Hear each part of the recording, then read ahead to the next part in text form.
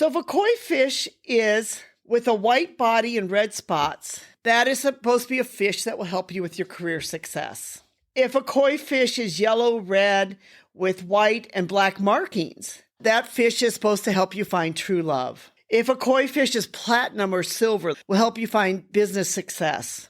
If it is a bright with gold body, will help you find riches and financial success.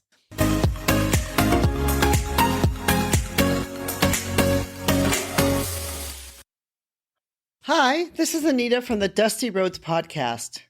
Today we're going to talk about koi fish. You know, when you go to Asia, those are those sort of orange-looking, oversized goldfish that are in some of the waters and ponds, and you might find them indoor. If you happen to go into factories, you might find them, indoor inside a factory area. You might find them outside in a pond. You might find them, out by by some kind of apartment building. In fact, near my house here in Hanoi, there is a small park. And in that park, there's this big pond. And in that pond, there's a bunch of koi fish. And so, because the koi fish are considered to be a symbol of good luck. And so today I want to talk about the koi fish and some of their many different symbols that they have and why these fish are so important. One of the most recognizable features of the koi fish are their different colors, and in fact, they're bright colors. But what most people may not realize is that these colors all have meaning with them too. So if a koi fish is with a white body and red spots, that is supposed to be a fish that will help you with your career success. If a koi fish is yellow-red with white and black markings, that fish is supposed to help you find true love. If a koi fish is platinum or silver, the whole fish is platinum or silver, will help you find business success. If it is a bright with gold body, will help you find riches and financial success. If it's brown and gray color, that can mean like it's, fallen leaves, or it can symbolize autumn. If it's a white body with black spots, it may symbolize to help you to be able to better navigate life's challenges. And if a koi fish is red and white with a kind of like a red lipstick around its lips and its mouth, that will help you to ensure that you have long-lasting relationships.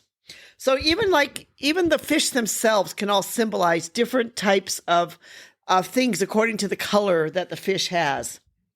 The koi fish are also known to be a symbol of what is known as tenacity or resilience. And the reason is because these koi fish are able to survive in a lot of extreme climates. They can handle being outside in the cold or they can even be outside in the deep winter when it's a lot of heat.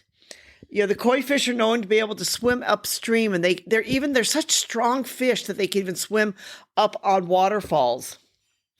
The natural trait of a koi fish is considered to be tenacity or resilience. The koi fish are also a symbol of courage. They're fish that will face the dangers head on. Many may feel that they've had this easy life because they're just sort of swimming around the pond.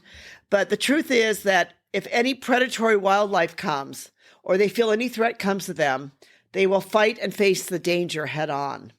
So they're known to be innovative. And when they see the danger, a lot of times the koi fish will swim to shallower waters to give them the fight advantage. So not only do they have a lot of courage, they're actually really quite smart fish. Koi fish are also known to be a symbol of wealth and abundance. And they're used a lot in Asia to symbolize this wealth and abundance. Many of the larger koi fish can be, pretty expensive. So if somebody has a lot of koi fish, that can be sort of like this, I guess, not so subtle symbol of like, I have money, I can afford all these fish, I can, maintain these fish. So that's why you'll find them a lot of times that they've, traditionally always been with emperors, state officials, and important houses and other places. Today we see them also in these places, including like a lot of parks, like I've mentioned before, and I've seen them in many factories. Manufacturers will have them a lot of times, outside of their factory. You'll see them in homes. You'll see them in like maybe important buildings and important places. And like for me, here in Hanoi, Vietnam, I see them in this park near my house, but right in front of that park is this very tall, sort of expensive building. So I believe that the people who built that building, they put the koi fish in the pond as kind of good luck that the building looks down upon this pond of koi fish. The koi fish are also a symbol to us of an independent spirit. There's really hard to find any two koi fish that are exactly alike. Each koi fish will have its own uniqueness. And this uniqueness helps to ensure that the koi fish are a symbol of unconformity, originality, and the independent spirit. So in other words, if you have a koi fish, it could symbolize to you that, you're an independent spirit. You beat with your own drum. You don't follow the path of others. You follow your own path in life because you're independent. You will find that koi fish is one of the tattoos that many people will have as a tattoo. And the reason is because it is also considered to be a symbol of luck. For centuries, it's been this symbol of luck and good fortune. And so that's one reason why a koi fish will be one of the more popular tattoos, because the people want to wear the symbol of luck or the symbol of good fortune on their body.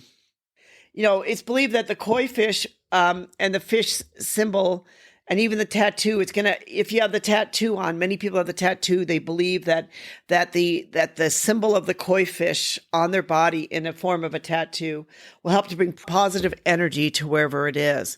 And that's also another reason why people will have these koi fish, is because they believe this koi fish is a fish that brings them positive energy. Koi fish can also symbolize longevity. It's interesting to note here that some of the koi fish that are in Japan and have been bred in Japan, and they've been in optimal conditions, some of them can last over 100 years. The oldest reportedly living koi fish lived to be 226 years of age. I mean, that's huge. I don't know how they're able to calculate this. Do they tag the fish? How do they know that this was exactly the fish that lived to be this long, but somebody maybe had this fish somewhere? But it would live to be 225 years old. But, a lot of them that are not bred in Japan may only live to be 25 to 35 years. But still, they live to be quite a long time for a fish. I mean, if any rest of you are like me and you once had a goldfish and you put the goldfish in that bowl, and how long did the goldfish last? I mean, usually goldfish just, at least in my house, didn't last very long. So, for a fish like this to last 25 to 30 years is quite a long time. Another thing that the koi fish are known to also symbolize is that they symbolize a community. One of the things about koi fish, when you see them a lot of times in a pond, they'll be gathered together where they look like they're almost like swimming on top of each other. They're swimming next to each other. They're kind of like they have this closeness of space that they're not afraid to have. And because of this, and because of the way they swim and the way that they can be very close together in their quarters. They all seem to swim together and enjoy each other, and there's, no fighting or nothing else going on, that they seem to enjoy one another and be in close proximity. So, that's why koi fish can also symbolize about the harmony of living in a community, the harmony of living together in a family, and the harmony of being together. Koi fish are known to bring about a positive, what we know as feng shui energy. And they're known to bring a positive flow and energy and serenity into your life when you have the koi fish in your life. So if you're someone that's, maybe looking to say, like, I want to have this positive energy, I want to have this positive flow in my life, then the koi fish may be the right fish for you. Koi fish originally come from Japan. And actually, the very original koi fish is they came from China, but it was the Japanese who bred them in order to have these, great and wonderful colors.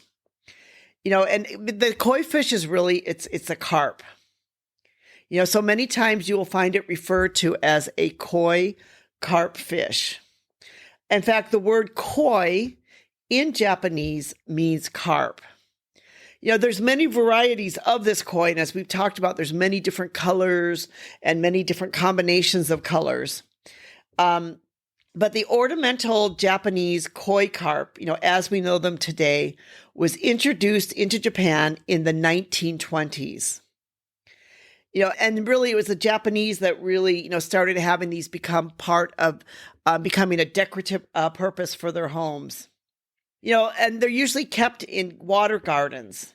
And, even throughout the world, you can find koi fish in many decorative gardens. It's interesting to note that even in the United States, there are many, koi fish clubs. There are, koi fish people that are doing koi fish on Facebook. There are, people that are building koi fish ponds outside their houses.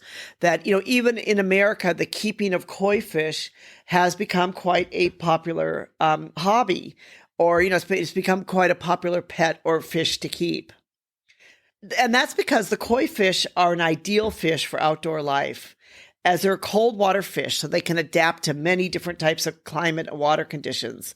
And this makes them an ideal domesticated fish, for a place like Japan, essentially, which, Japan can be cold and can have snow and other things. But, the koi fish are not just limited to Japan, that they're also found worldwide, especially in China and in other parts of Asia. And as I mentioned before, that even the United States, Europe, and other places have koi fish clubs, and they even have koi fish shows. And, this shows that this fish has become so popular, outside their borders of what was once just Japan, but they have been basically a Japanese cultural export that has gone throughout the world. The koi fish were first known to come to China about 2,500 years ago. The koi were popular with the rice farmers, as they could be kept in the rice ponds above the rice paddy fields and then eaten as a food source. So it was not until many centuries later that the Chinese introduced the koi fish to Japan. First the koi were eaten as a food source.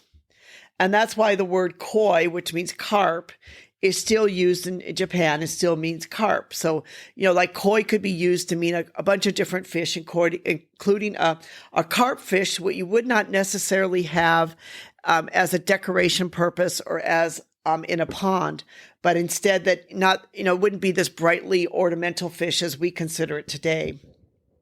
In the early 19th century, Japanese farmers noticed color changes in some koi fish specimens. And so they started to breed more colorful koi fish as pets more than the food source.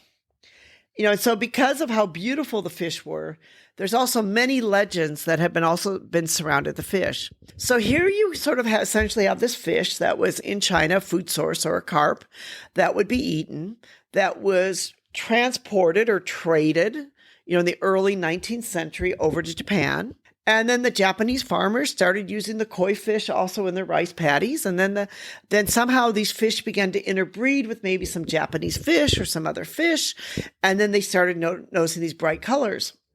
And then there you have these Japanese farmers who were saying like, oh, these are too beautiful fish to eat, that we need to basically, start to breed these fish so they can become decoration or become more of an ornamental fish. So that's why, because of, how beautiful these fish are, and one of the things that makes them such an important fish, not just in Japan or in China or in other parts of Asia, but actually worldwide, is because there's so many legends that are now surrounding these fish. And this is where it really gets interesting about these koi fish, is their legends. One legend speaks of how a renowned Chinese philosopher, Confucius, was given a black koi on his son's birth. According to the legend, all the kois with bright colors are descendants of the koi fish that Confucius was given.